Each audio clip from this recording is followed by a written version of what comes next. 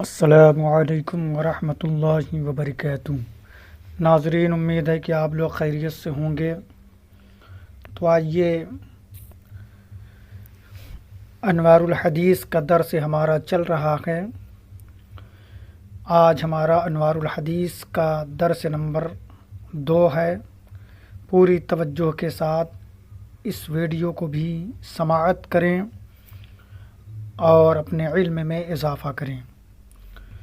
تو حدیث شریف پڑھنے سے پہلے ہم لوگ حدیث کی قسمیں دیکھ لیتے ہیں، حدیث کی تعریف دیکھ لیتے ہیں۔ تو آئیے شروع کرتے ہیں۔ انوار الحدیث صفحہ نمبر 50 پر دیکھیں۔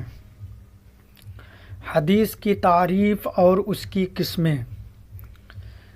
جمہور محدثین کی اصطلاح میں حدیث کی تعریف یہ کی گئی ہے۔ عبارت دیکھیں: الحدیث یطلق علی قول النبی صلی اللہ تعالی علیہ وسلم تصریحا وحکما وعلی فعلہ وتقریرہ ومعنی التقریر هو ما فعل بحضورہ صلی اللہ تعالی علیہ وسلم ولم ينکرہ علیہ او تلفظ به احد من الصحابۃ بمحضر النبی صلی اللہ تعالی علیہ وسلم ولم ينکرہ ولم ینہہ عن ذلک بل سکت وقرر۔ ترجمہ دیکھیں اس عبارت کا۔ حدیث کہتے ہیں حضور صلی اللہ علیہ وسلم کے قول کو۔ قول کا مطلب یہ ہوتا ہے حضرات کہ پیارے آقا صلی اللہ علیہ وسلم نے کوئی بھی بات ارشاد فرمایا ہو، کسی کام کو کرنے کا حکم دیا ہو یا کسی کام کے کرنے سے منع فرمایا ہو، یعنی سرکار کے زبان اقدس سے جو کلمات نکلے یہ قول ہے، تو سرکار کے ہر قول کو حدیث کہتے ہیں۔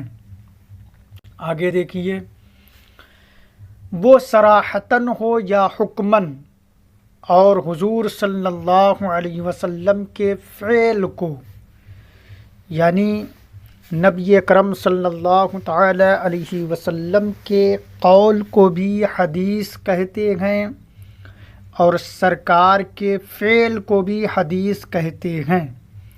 فعل کا مطلب یعنی کوئی کام جسے سرکار دو عالم صلی اللہ علیہ وسلم نے کیا ہو، اور حضور صلی اللہ علیہ وسلم کی تقریر کو، یعنی سرکار کے قول کو بھی حدیث کہتے ہیں، سرکار کے فعل کو بھی حدیث کہتے ہیں، سرکار کی تقریر کو بھی حدیث کہتے ہیں۔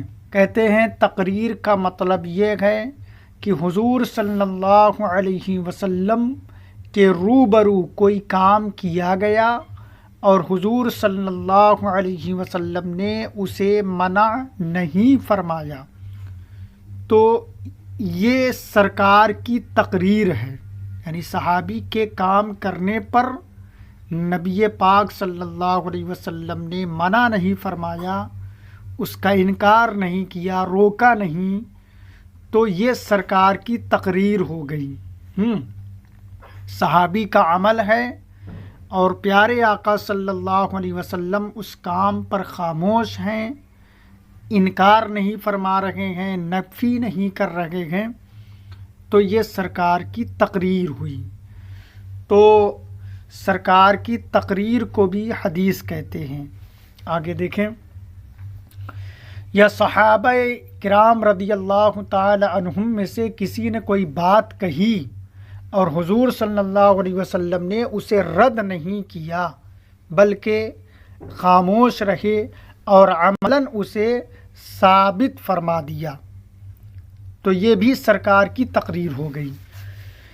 یعنی ایک تو سرکار کے سامنے صحابی نے کوئی کام کیا اور سرکار نے اس کام پر منع نہیں فرمایا، تو یہ بھی سرکار کی تقریر، یا صحابی نے کوئی بات کہی اور سرکار نے اس بات پر خاموشی اختیار فرمائی، رد نہیں فرمایا اس بات کا، تو یہ بھی سرکار کی تقریر ہے، اور اس تقریر کو حدیث کہتے ہیں۔ یعنی سرکار کی باتوں کو، یعنی سرکار کے قول کو بھی حدیث کہتے ہیں، سرکار کے فعل کو بھی حدیث کہتے ہیں، سرکار کی تقریر کو بھی حدیث کہتے ہیں۔ اب آگے دیکھیے، اس کے بعد فرماتے ہیں وَكَذَا يُطْلَقُ الْحَدِيثُ عَلَى قَوْلِ الصَّحَابَةِ وَعَلَى فِعْلِهِمْ وَعَلَى تَقْرِيرِهِمْ وَالصَّحَابِيُّ هُوَ مَنِ اجْتَمَعَ بِالنَّبِيِّ صلی اللہ تعالی علیہ وسلم مُؤْمِنًا وَمَاتَ عَلَى الْإِسْلَامِ۔ ترجمہ دیکھیں، اور اسی طرح حدیث کا لفظ بولا جاتا ہے صحابہ رضی اللہ تعالی عنہم کے قول و فعل اور ان کی تقریر پر بھی۔ اوپر کی عبارت میں ہم نے دیکھا کہ سرکار کے قول کو، سرکار کے فعل کو، سرکار کی تقریر کو حدیث کہتے ہیں۔ اب اس عبارت میں ہے کہ صحابی کے قول کو بھی حدیث کہا جاتا ہے، صحابی کے فعل کو بھی حدیث کہا جاتا ہے، اور صحابی کی تقریر کو بھی حدیث کہا جاتا ہے۔ اب صحابی کسے کہتے ہیں آگے دیکھیے، اور صحابی کہتے ہیں اس محترم ہستی کو جسے بحالت ایمان حضور صلی اللہ تعالی علیہ وسلم کی صحبت نصیب ہوئی اور ایمان پر ہی خاتمہ ہوا، یہ صحابی ہیں۔ یعنی اس معظم اور محترم ہستی کو صحابی کہتے ہیں جنہوں نے ایمان کی حالت میں اللہ کے محبوب صلی اللہ علیہ وسلم کی زیارت کی اور ایمان پر ہی اس صحابی کا خاتمہ ہوا ہو۔ آگے دیکھیے، پھر فرماتے ہیں وَكَذَلِكَ يُطْلَقُ الْحَدِيثُ عَلَى قَوْلِ التَّابِعِينَ وَفِعْلِهِمْ وَتَقْرِيرِهِمْ وَالتَّابِعِيُّ هُوَ مَنْ لَقِيَ الصَّحَابِيَّ وَكَانَ مُؤْمِنًا بِالنَّبِيِّ صلی اللہ تعالی علیہ وسلم وَمَاتَ عَلَى الْإِسْلَامِ۔ ترجمہ دیکھیں، اور اسی طرح حدیث کا لفظ بولا جاتا ہے تابعین کے قول و فعل اور ان کی تقریر پر بھی۔ اب تابعین کسے کہتے ہیں یہ بھی سمجھ لیجئے، اور تابعی کہتے ہیں اس معظم ہستی کو جس نے بحالت ایمان کسی صحابی سے ملاقات کی اور ایمان پر اس کا خاتمہ ہوا۔ ناظرین آپ توجہ فرمائیں، جس طرح حضور نبی پاک صلی اللہ علیہ وسلم کے قول و فعل اور آپ کی تقریر کو حدیث کہتے ہیں، اسی طرح صحابی رسول کے قول و فعل اور ان کی تقریروں کو حدیث کہتے ہیں۔ اسی طرح تابعین کے قول و فعل اور ان کی تقریروں کو بھی حدیث کہتے ہیں۔ تابعین اسے کہتے ہیں جنہوں نے صحابی رسول سے ملاقات کی ہو ایمان کی حالت میں، ایمان کی حالت میں جنہوں نے صحابی کی زیارت کی ہو اور ایمان ہی پر اس کا خاتمہ نصیب ہوا ہو، تو وہ تابعین ہیں، وہ تابعی کہلاتے ہیں۔ تو بہرحال آگے دیکھیے حدیث کی بنیادی قسمیں۔ اس لحاظ سے حدیث کی 3 قسمیں ہو گئیں، جس کی تشریح حضرت شیخ محقق سیدی شاہ عبدالحق محدث دہلوی رضی اللہ تعالی عنہ نے یوں فرمائی ہے ما انتہى إلى النبي صلی اللہ تعالی علیہ وسلم يقال له المرفوع وما انتهى إلى الصحابي يقال له الموقوف وما انتهى إلى التابعي يقال له المقطوع. یعنی حدیث کی جو بنیادی قسمیں ہیں تو کبھی وہ یعنی حدیث کی آپ قسمیں دیکھیں گے تو کبھی حدیث مرفوع ہوگی، کبھی حدیث موقوف ہوگی، کبھی حدیث مقطوع ہوگی. تو حدیث مرفوع، حدیث موقوف، حدیث مقطوع کو اپنے ذہن میں رکھیں کہ حدیث مرفوع کیا ہے، حدیث موقوف کسے کہتے ہیں، حدیث مقطوع کسے کہتے ہیں. یہ بنیادی 3 قسمیں ہیں. تو بہرحال عربی عبارت کا ترجمہ دیکھ لیں. ما انتہى الى النبی صلی اللہ تعالی علیہ وسلم یقال له المرفوع، جس حدیث کا سلسلہ روایت نبی اکرم صلی اللہ تعالی علیہ وسلم تک منتہی ہوتا ہے اسے حدیث مرفوع کہتے ہیں. یعنی کوئی بھی حدیث شریف ہو، اب اس حدیث شریف کی روایت کا جو سلسلہ ہے، جو سند ہے، وہ حضور صلی اللہ تعالی علیہ وسلم تک پہنچتا ہو. مثلا صحابی رسول کہیں قال رسول اللہ صلی اللہ علیہ وسلم، یعنی نبی پاک صلی اللہ علیہ وسلم نے فرمایا. یعنی صحابی کہیں کہ سرکار نے ایسا ایسا فرمایا، یا پیارے آقا صلی اللہ علیہ وسلم نے ایسا ایسا کیا، تو یہ حدیث مرفوع بنے گی. یعنی سرکار صلی اللہ علیہ وسلم کے قول و فعل کو صحابی بیان کریں. تو اب یہ سلسلہ سند جو ہے وہ حضور نبی پاک صلی اللہ تعالی علیہ وسلم تک جا کے پہنچے گا. تو جس حدیث کی سند حضور نبی پاک صلی اللہ تعالی علیہ وسلم تک جا کے پہنچے وہ حدیث مرفوع ہے. اسی طرح آگے دیکھیے، اور جس حدیث کا سلسلہ روایت کسی صحابی تک منتہی ہوتا ہے اسے حدیث موقوف کہتے ہیں. مثلا کوئی بھی حدیث شریف ہے، اس حدیث شریف کی سند صحابی تک جا کے پہنچ رہی ہے. مثلا تابعی کہے کہ فلاں صحابی نے ایسا ایسا فرمایا، یا فلاں صحابی نے ایسا ایسا کیا، تو اب یہ جو تابعی بیان کر رہے ہیں کہ ایسا ایسا کیا فلاں صحابی نے، تو یہ بات صحابی تک جا کے پہنچ رہی ہے. تو جو بات صحابی تک جا کے پہنچے اسے حدیث موقوف کہتے ہیں.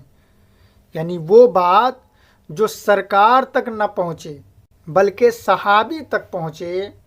صحابی کوئی بات بیان کریں یا کوئی فعل ان کی ذات سے صادر ہو رہا ہے تو اور تابعی کہیں کہ یہ فلاں صحابی نے ایسا بیان فرمایا، فلاں صحابی نے ایسا کیا، تو اب یہ جو حدیث بنے گی یہ حدیث مرفوع نہیں بلکہ حدیث موقوف بنے گی.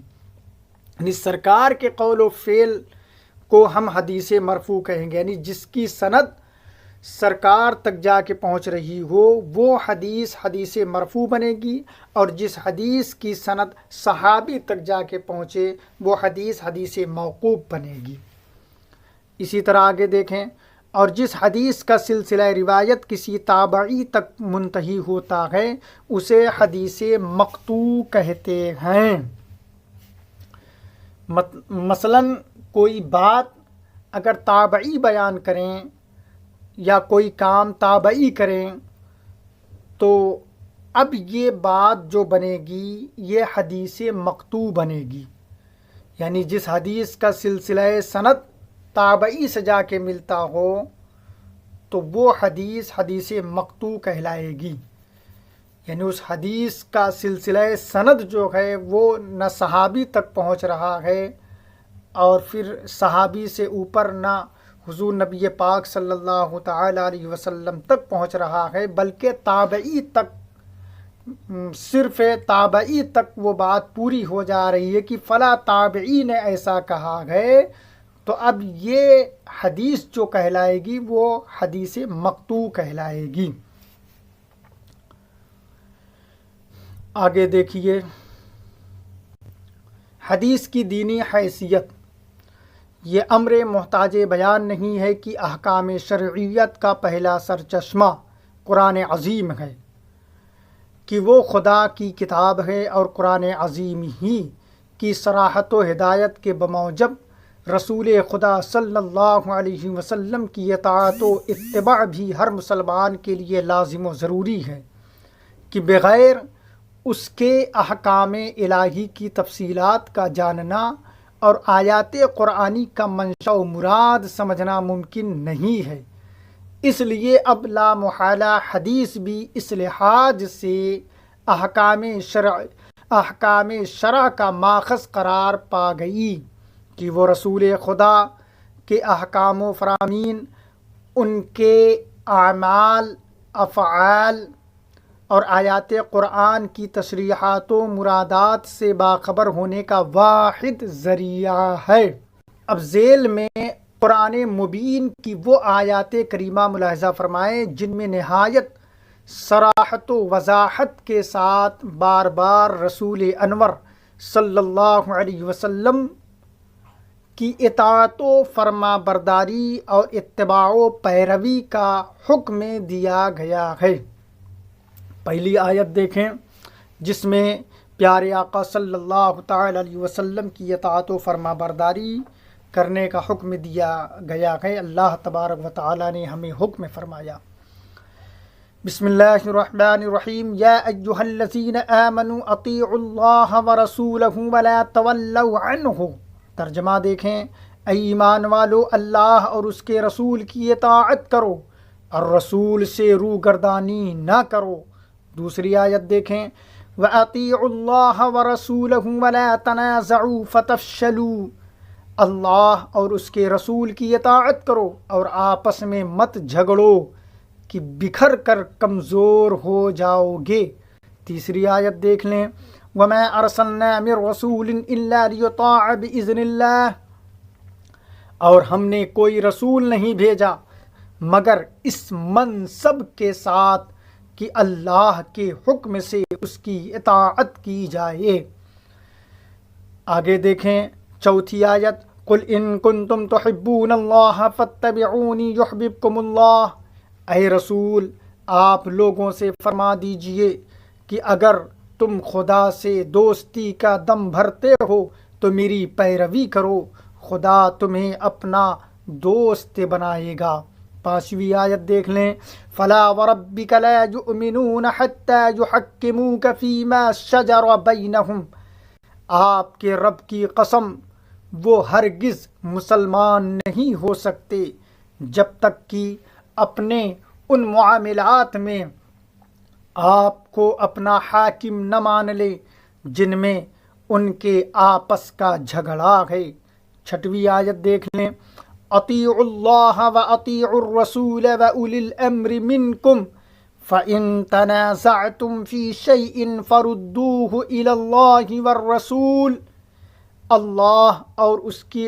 اللہ اور رسول کی اطاعت کرو اور ان کی اطاعت کرو جو تم میں حکومت والے ہیں. پھر اگر تم میں کسی بات کا جھگڑا اٹھے تو اللہ اور رسول کی جانب رجوع کرو. ساتویں آیت دیکھ لیں، یا ایھا الذین آمنوا اطیعوا اللہ واطیعوا الرسول ولا تبطلوا اعمالکم. اے ایمان والو اللہ کی اطاعت کرو اور رسول کی اطاعت کرو اور اپنے عمل کو باطل نہ کرو. آٹھویں آیت دیکھ لیں، من یطع الرسول فقد اطاع اللہ. جس نے رسول کی اطاعت کی تو بے شک اس نے اللہ کی اطاعت کی۔ 9ویں آیت دیکھ لیں، قل اطیعوا اللہ والرسول فإن تولوا فإن اللہ لا يحب الکافرین۔ اے رسول تم فرما دو کہ اللہ اور رسول کی اطاعت کرو، پھر اگر وہ منہ پھیرے تو اللہ کافروں کو پسند نہیں کرتا۔ 10ویں آیت دیکھ لیں، وما آتاکم الرسول فخذوہ وما نہاکم عنہ فانتہوا واتقوا اللہ ان اللہ شدید العقاب۔ جو کچھ رسول تمہیں عطا فرمائیں اسے لے لو، اور جس سے منع فرمائیں باز رہو، اور اللہ سے ڈرو، بے شک اللہ کا عذاب سخت ہے۔ لقد كان لكم في رسول الله اسوة حسنہ، بے شک تمہیں رسول اللہ کی پیروی بہتر ہے۔